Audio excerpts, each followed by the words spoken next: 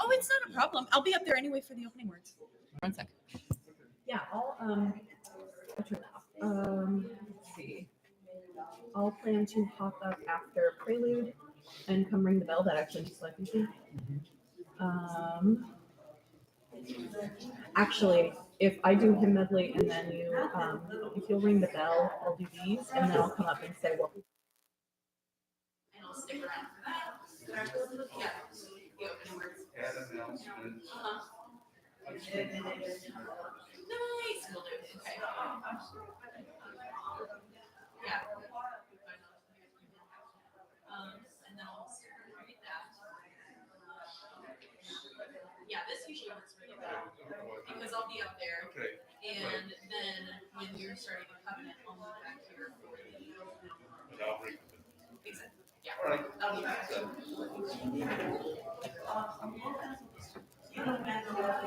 Check one. Hello, hello. Here we are. All right.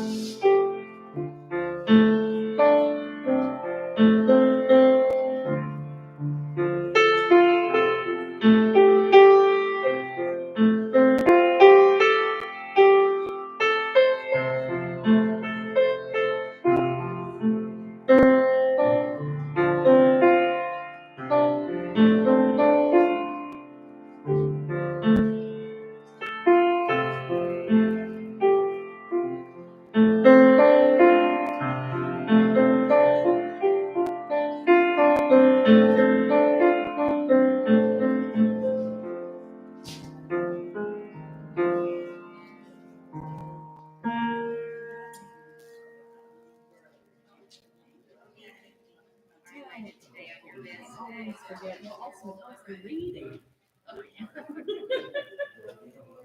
Thank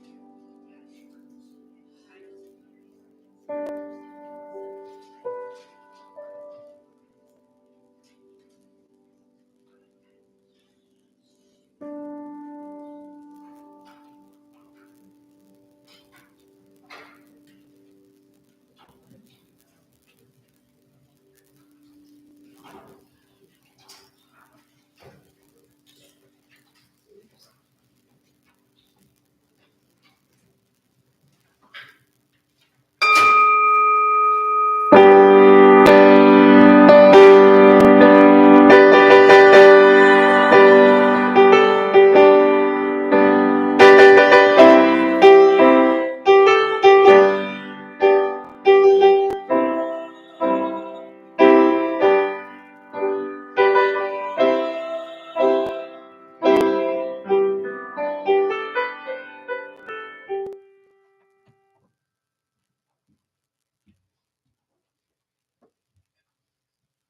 Good morning. Welcome to First Unitarian Church of Toledo. We are grateful to see you all here this morning. And if my glasses slide, pardon me, that's a little dance I'm doing today. Just a couple of announcements. This coming Saturday at 3 o'clock here outside, we will have a celebration for the life of John Christensen. Expect some grilled food and some games, along with somewhat informal words of memory. You're all invited. And just so y'all know too, our kiddos know, but if you have $5 in your pocket, there will be an ice cream truck visiting us after service. So honor the inner child in your heart, get some ice cream, and enjoy. And we just have these opening words. Blessed are we by Andrea Hawkins Camper. Blessed are we who gather with open hearts together in this space today. Blessed are we, the chalice lighters of resistance, justice, love, and faith.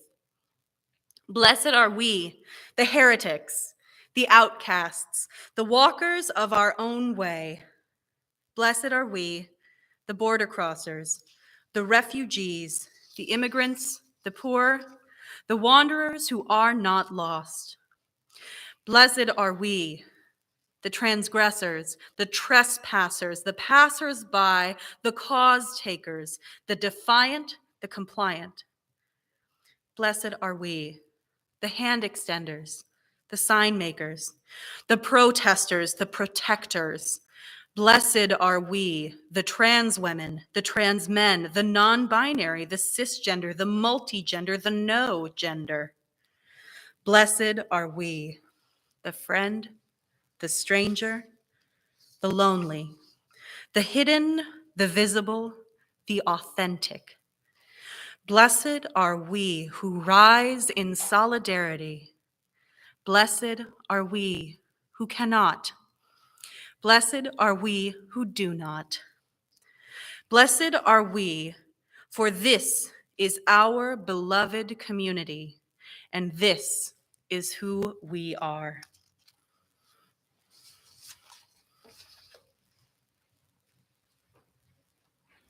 Hello, all. I'm Reverend Tim, and I want to add to Mickey's welcome. And I want to especially welcome some people who have not been in our congregation often recently, and in some ways even before the pandemic. I want to recognize Phyllis Ferguson and several members of the Ferguson family today who are here, as well as Fawad Khan is back with us. So welcome all, and especially some of our longtime people. And I have these words for our chalice lighting. As the kindling of this chalice calls us to community, let there be light. As the flame of this chalice reminds us of our values, let there be light. As the glow of this chalice encourages us to hope, let there be light. Let there be light. And now, if you would join me in reciting the covenant of this congregation. Love is the doctrine of this church. The quest for truth is its sacrament, and service is its prayer. This is our great covenant, to dwell together in peace, to seek the truth in love, and to help one another. Our opening hymn today is familiar to many of us, number 205, Amazing Grace.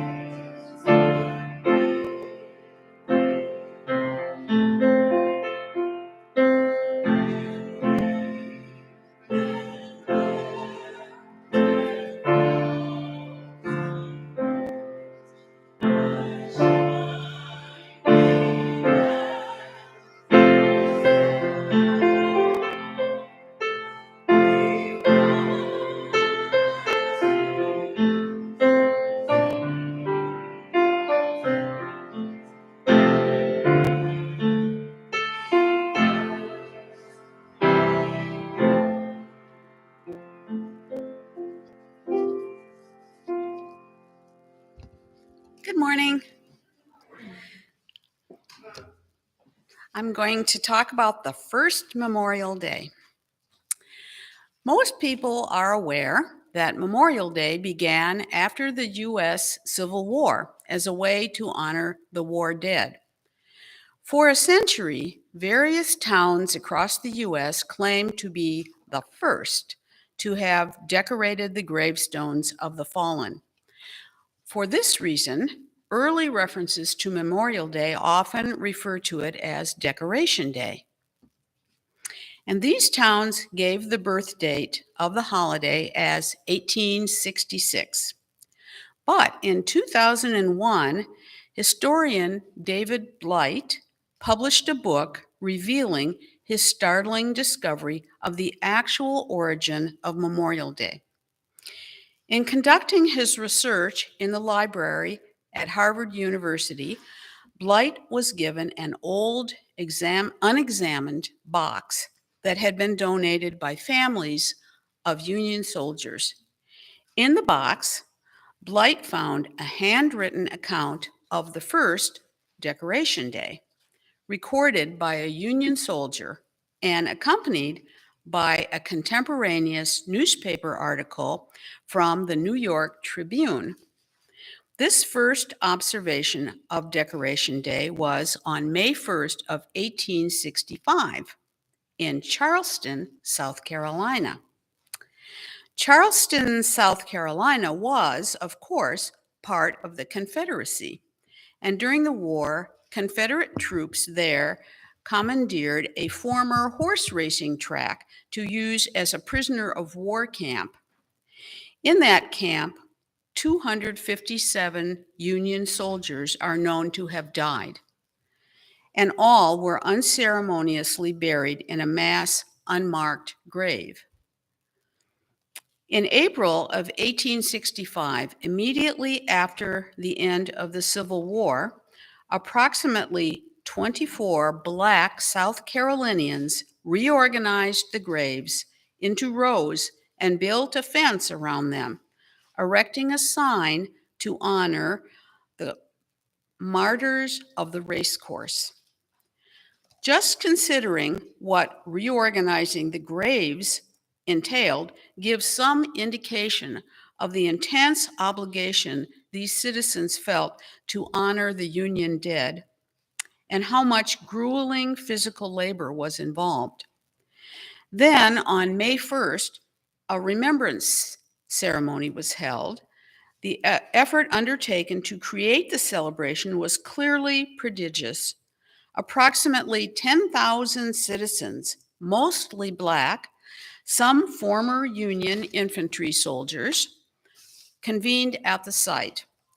Led by children, these celebrants marched with flowers, sang John Brown's Body and other patriotic songs, conducted military drills, listened to speeches and prayers from Black ministers, and finally enjoyed picnics.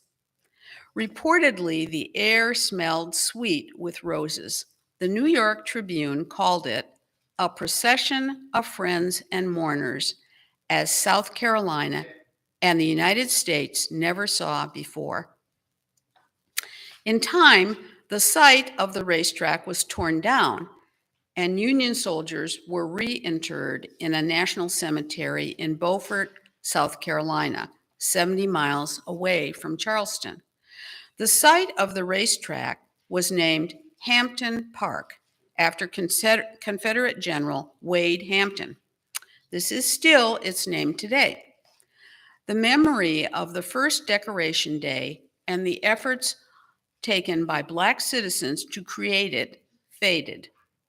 In 1916, a women's Civil War society in New Orleans wrote to its sister organization in Charleston asking whether it was true that freed slaves had held a parade on a racetrack there in 1865. The Charleston group responded that it could find no record of such an event. David Blight opened that box in 1996.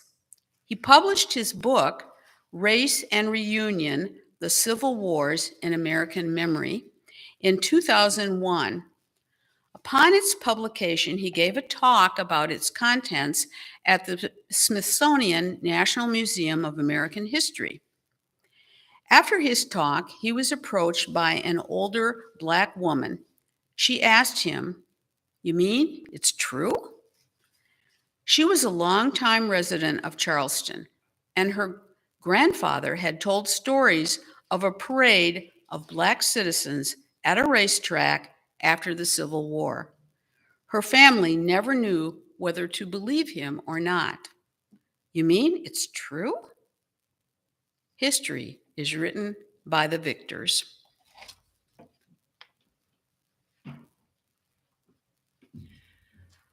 Our hymn today, the centering music, is a change from the print. If you'd like to sing along, the words will be on the screen. These words are to the tune of number 34, Though I May Speak with Bravest Fire. And these lyrics are by Carol Winfrey Gillette in honor of folks in New York and in Texas. And as we meditate on our place in this country and community, it's if we just talk of thoughts and prayers. The words are on the screen.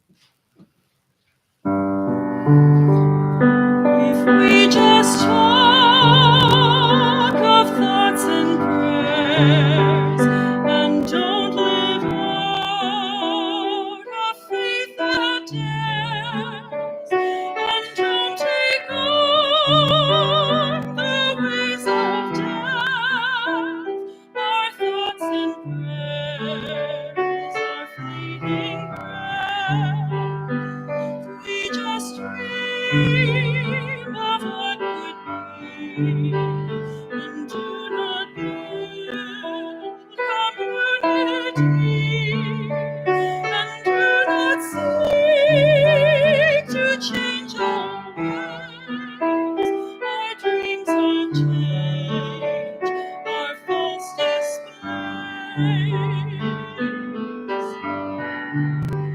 If we just sing of doing good and don't walk through our neighborhood to learn its soul, to ease its pain, are simply vain.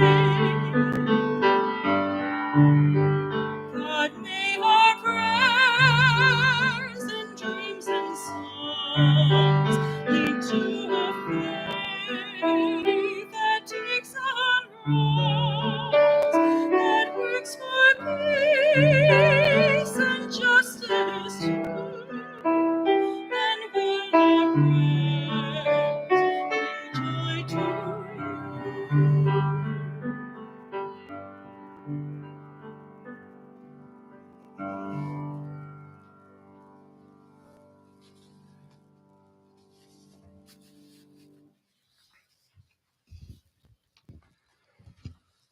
I've planned a full summer series. And of course, at the very beginning, the world intervenes with things we should pay attention to. The shooting at a school in Uvalde, Texas, at which I think 14 students and 2 teachers were killed, as well as the 18-year-old shooter, and that had related injuries and death, is very much an event to bring into our sacred time. Thoughts and prayers definitely aren't enough, but talk and action can possibly help to make change, so it's less likely that the nation accepts these horrific events as a factor in preserving a so-called right to own weapons that are designed to do more than just protect and defend or be used for activities of target and blood sports. We need more regulation of guns and of ammunition. We need to recognize when distractions take us away from the centrality of what directions to make for effective change, such as this week, resistors to gun regulation stating that it's all mental illness. And we know that while mental health does need greater attention, that's much larger than a way to stop mass killings. And most people with needs for better mental health don't kill. We also lament that we hear from reporting now the number one cause of death for children in the United States is from guns. Let's find ways to determine a safer path forward, including electing to political office people who side with us, who side with love, including being in communication with office holders to let them know that they have constituents who don't agree with easing gun restrictions and shifting blame for causes of killing to personal conditions rather than the availability of weapons, including work to make for a more compassionate society that doesn't have anger turn into assault, and demand action. There is inherent worth and dignity in all people. I think we need to cultivate those qualities to lead rather than have to ask where they went and what happened.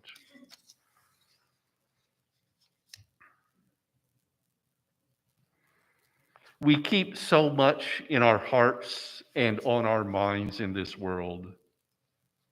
The meditation for today is not focused on events in our world, our nation, our lives, but for our summer series on the foundations and possibilities of Unitarian Universalism is a meditation called The Church is a Body by Victoria Weinstein. Please center and join me in this time of meditation, contemplation, and prayer, followed by a minute of silence in which, while we're silent, we hear the sounds all around us. The church is a body. May this body breathe and be together in the spirit of hope. May it feel held by comfort. Those who seek consolation, may they find it in the solace of this moment. The church is a body. It is as strong as all the people who have ever gathered within its walls. It is the power of all they dreamed and all they have done. The church is a body. It is as vulnerable as the most newborn and untried of its members. It is ancient and it is ever new. The church is a story. It is the story of lives that are interwoven, brought together in this place and this time for the simple purpose of caring for one another and helping one another along the arduous path from birth to death. The church is a vision. It is a vision of unity amid diversity. It is a vision of reverence for all creation. It is a vision that beckons us beyond the concerns of our own skins. In the silence, may we abide as one body in the spirit of faith, hope, and love that is the story and the vision of this church. A minute of silence.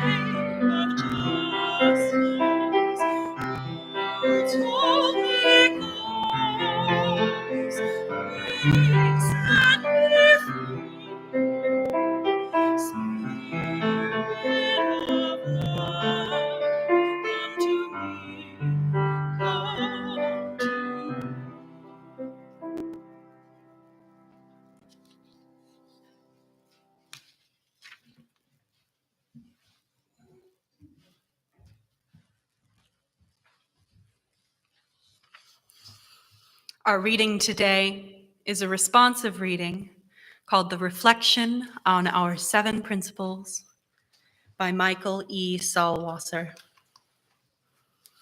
We, the member congregation of the Unitarian Universalist Association, covenant to affirm and promote the inherent worth and dignity of every person. We promote the first and most honored principle of our association by opening our pulpit to all. We affirm the dignity of every person when we value their thoughtful and heartfelt opinions enough to provide a forum to express them. Justice, equity, and compassion in human relations. When our speech challenges the injustice and inequity we see and experience in the world, we are called to do so with compassion for the oppressor as well as the oppressed.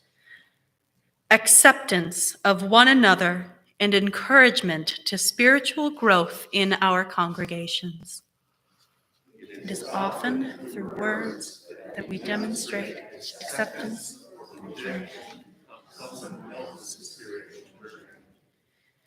Choosing our words carefully and we beliefs, we can encourage others on their chosen path by intentionally acknowledging multiplicity of spokes. A free and responsible search for truth and meaning. How better to affirm and promote a free and responsible search than to provide a marketplace for those who are searching to share the fruits of their quest. The right of conscience and the use of the democratic process within our congregations and in society at large. Free speech is the cornerstone of democracy. When repressive regimes seize power, speech is the first freedom.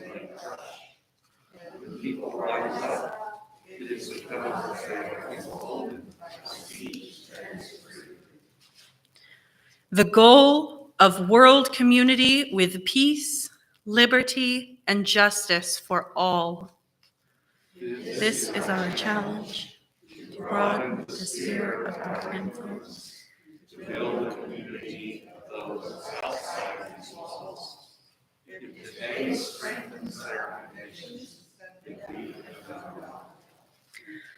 Respect for the interdependent web of all existence of which we are a part. We are intimately connected and profoundly dependent on one another. Not the least of what we need from one another is the infusion of new ideas, new ways of thinking that help us and ourselves.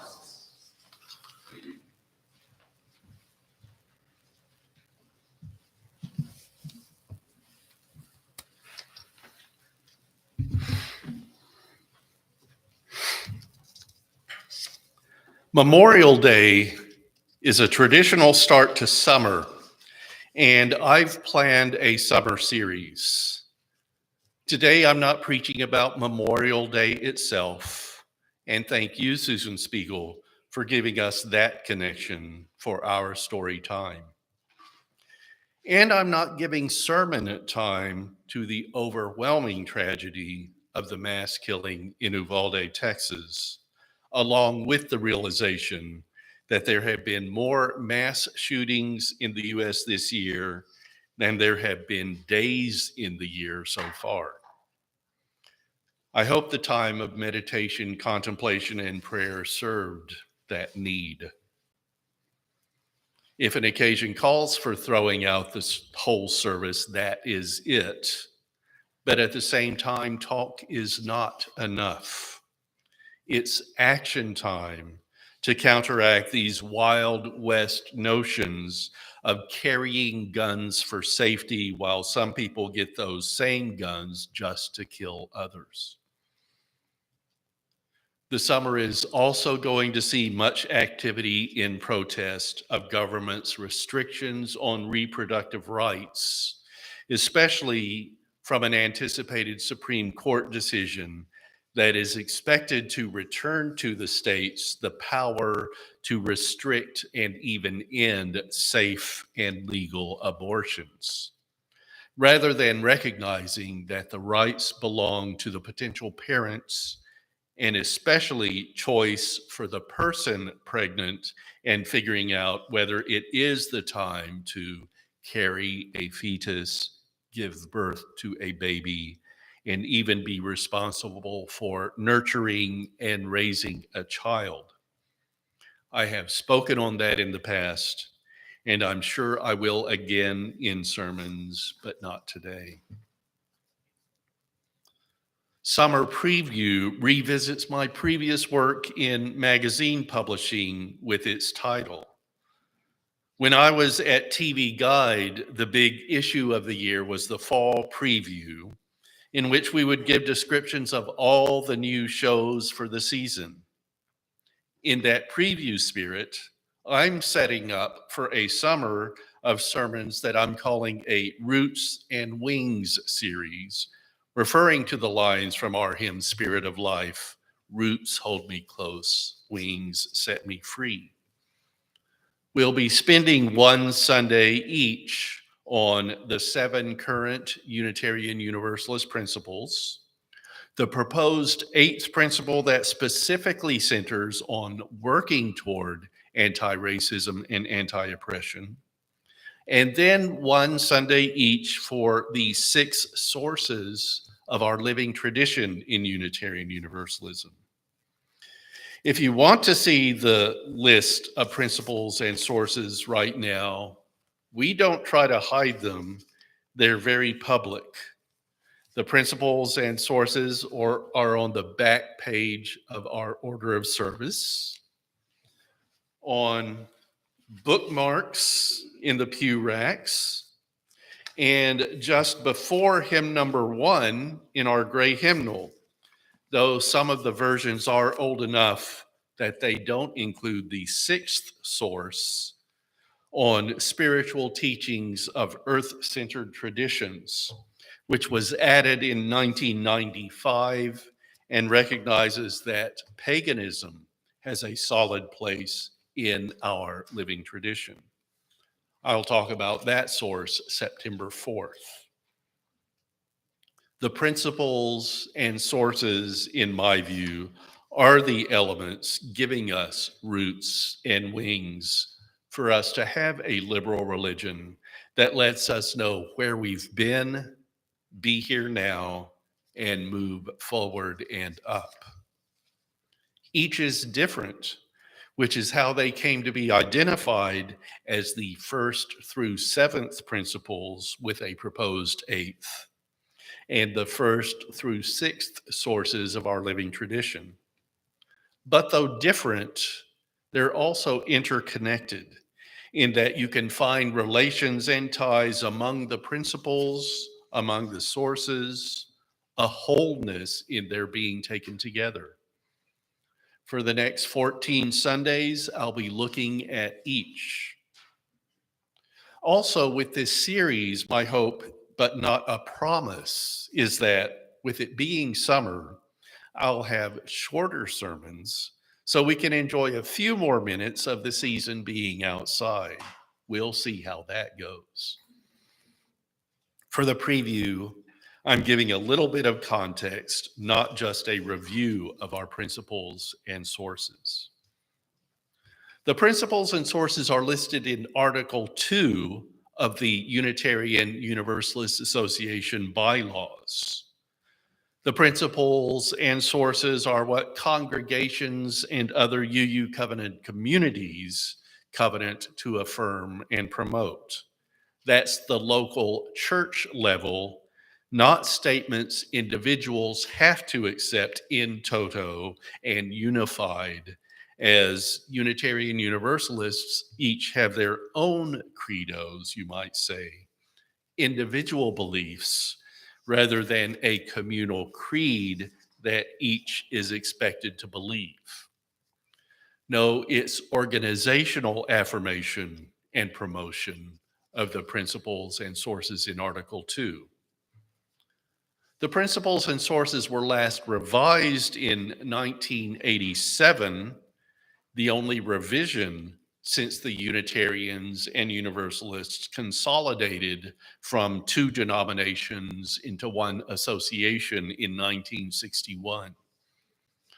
There have been some changes since 1987, such as adding the sixth source and a change in the second source that had named women and men and now says people, an amendment begun in our own congregation by then Toledo Unitarians member, now a minister in Texas, Jamie Yandel. You might know that Article 2 is currently under review, with a good possibility of it being revised and going to a first, but if it passes, not final vote at the UUA General Assembly a year from now, which will be in Pittsburgh, close enough for several in our congregation to attend and be involved. The bylaws state that the principles and purposes should be reviewed every 15 years. So from 1987 to now shows it's 20 years overdue. A proposed revision in 2010 didn't go forward in General Assembly. A lot of attention is on the proposed eighth principle, which will be in the principles in some manner, whether as a separate provision or woven into our existing principles. I'm pretty sure that there will be rewording of our principles and sources in the Article 2 revision, which according to the bylaws is overdue for review. And I have a feeling that the proposed eighth principle's attention to activity in effort to eliminate racism and oppression will be prominent in the overall article rather than tacked on as a final principle. And I expect the sources to be revised as well. So in my opinion, this summer is a good time for review of what we have as our principles and sources, called in some places the principles and purposes. But as you see in the quotation on the cover of our order of service, let me turn my page. The purposes are not another list or a different term for the sources, but what the Unitarian Universalist Association itself is intended to be, really a support organization for the congregations. This won't be a review or study of how these 14 pieces of Unitarian Universalism, of the Unitarian Universalist commonly held intentions and foundations came into being. There are UU history documents that could help you explore that if you want, but more my own personal take with a little bit of context and my encouraging you to do your personal examination. They're not hard to understand, but they also sometimes require philosophical questioning, such as what is inherent worth and dignity for all? From our first principle, knowing that there are people in whom that worth and dignity are hard to detect. More on that, the first principle, next Sunday. Well, as general as it is, that's a preview sermon. Not many words in it for today, no calls to action or nourishment for your spirit, but you know what will come on summer Sundays. I hope you'll be here in church for the full series, and that while I talk about each of our principles and sources, you'll be considering how they ground you in life and spirit.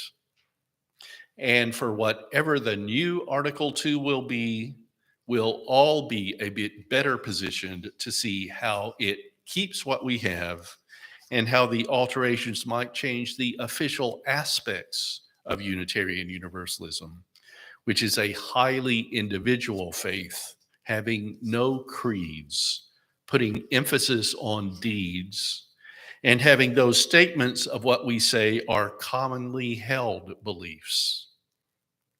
Know your religion, what it is for you and how you live it, and also how it is stated in Unitarian Universalism's guiding documents, which are not perfect and probably always have some aspects of difference overall between denomination and individual. Side with love, be at peace, work for change, and live in common, cherishing the community that church brings. So be it.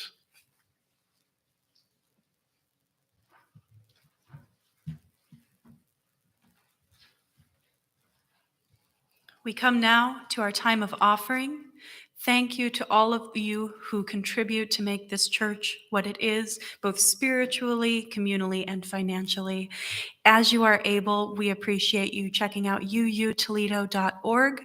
There are ways to give by clicking on Give and online giving. There's a lot to explore there. And you're always welcome to snail mail to 3205 Glendale Avenue.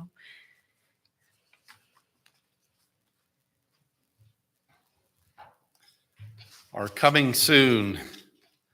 Next week at 9:45 a.m., Spiritual Adventures Forum, here in person in Fellowship Hall, it's on yoga with Margaret Penn of Toledo's Yogaja studio and store. And then next week at 11 a.m., Sunday service here in the sanctuary and on our YouTube channel. Each person is important on the first of our 7 Unitarian Universalist principles. And we are excited to welcome you, as always, to Coffee Hour in Fellowship Hall immediately after service. Please join us there. With ice cream, don't forget. We have these closing words by J.E. Abernathy. Love is our greatest purpose. We affirm that love is our greatest purpose. Accepting one another is the truest form of faithful living. The search for truth is our constant star. We pledge our hearts, minds, and hands to challenge injustice with courage, to find hope in times of fear, and to live out our Unitarian Universalist values every day as beloved community.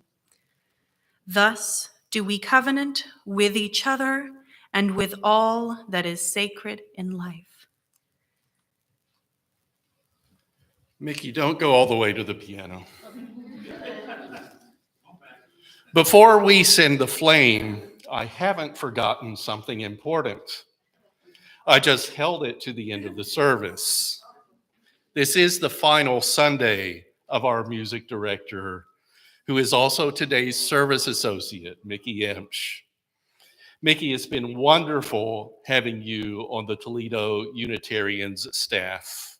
I've learned from you. I've appreciated your ways of bringing music to us and your flexibility, especially during these 2+ years of pandemic, which included your becoming a regular service associate in addition to our music leader, and then adding social media coordinator to the mix. I know that your leaving this job isn't your leaving our congregation too. you'll take a break while you finish your doctoral dissertation and while our new music director, when we find and hire one, gets established. But you and your husband, Derek, will be back and continue with us. And for that, we're grateful too.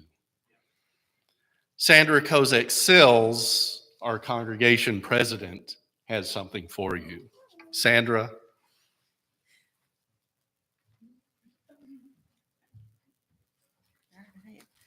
Well, Mickey, on behalf of the board, we want to say thank you very much for your service. And you have gone above and beyond, working so hard as our service associate, taking on extra duties as our social media director, and we are just really, really grateful. So thank you. On behalf of the board, for the congregation, we have a little gift for you. Oh, I love y'all.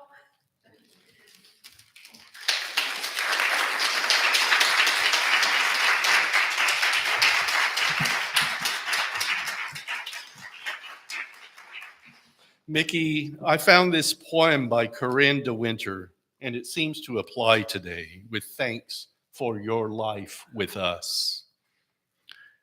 There was music before us, and there will be music when we part from this world. But it's what we sing in between that makes a life. Okay, now you're back at the piano, Mickey, while we bring the service to its end. I lost my page number. You made me cry. What's the page? As we send the flame of our chalice into the community at the start of summer, let it carry our values. Summer is a time of rest, yes, but it is also a time of renewal. As we look at the roots and wings of our faith this season, may the chalice flame be ever present.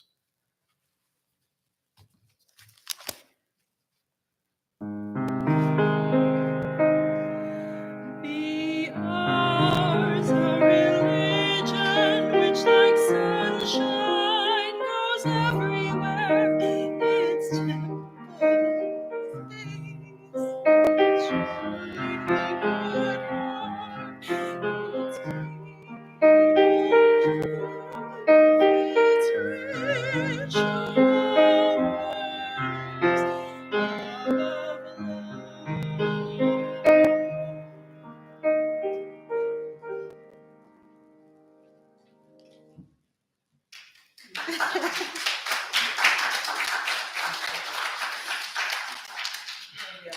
Everybody get ice cream.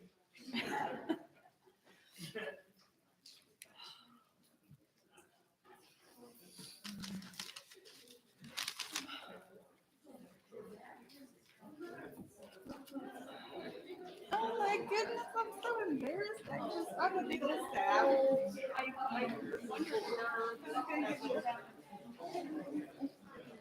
wondered.